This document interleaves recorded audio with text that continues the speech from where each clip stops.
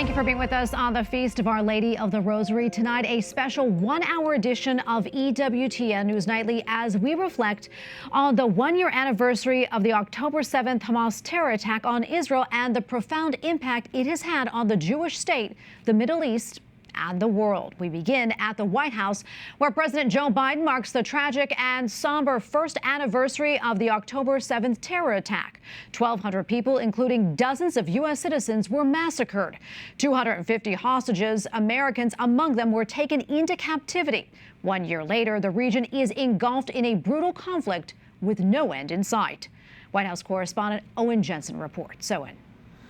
Good evening, Tracy. That's right. As we speak, exactly 1 year later, about 100 people, including Americans, remain in Hamas captivity tonight. A third of those hostages are believed to be dead.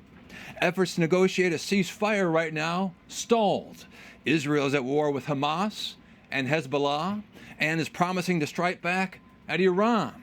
And President Biden said today, quote, "We will never give up until we bring all of the remaining hostages home safely." In the Blue Room, President Joe Biden and First Lady Jill Biden, joined by Rabbi Aaron Alexander, praying for all those who were murdered by Hamas 1 year ago. El Malei Rachamim, Shochen Bamromim, for the souls of the holy ones, men, women, and children who were killed on October 7th. For this, we pray for the ascent of their souls. May they rest in the Garden of Eden. May you shelter them in the shadow of your wings forever.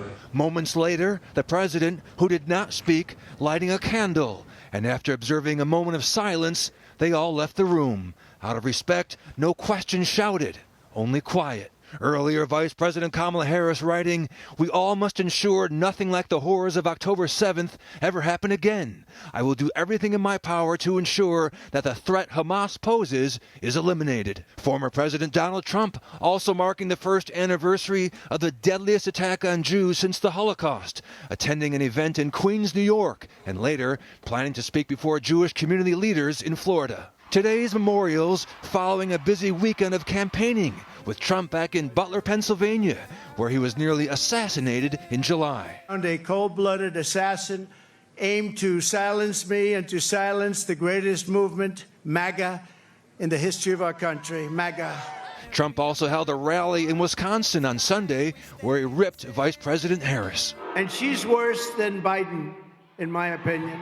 The vice president pushes back against Trump. This is the same guy who said that women should be punished for having abortions. On the other hand, Students for Life blasts Harris and her political party, warning, quote, "Democrats and abortion supporters have been pushing radical abortion measures as ballot initiatives which would allow for abortion through all 9 months." At the White House, Owen Jensen, EWTN News Nightly.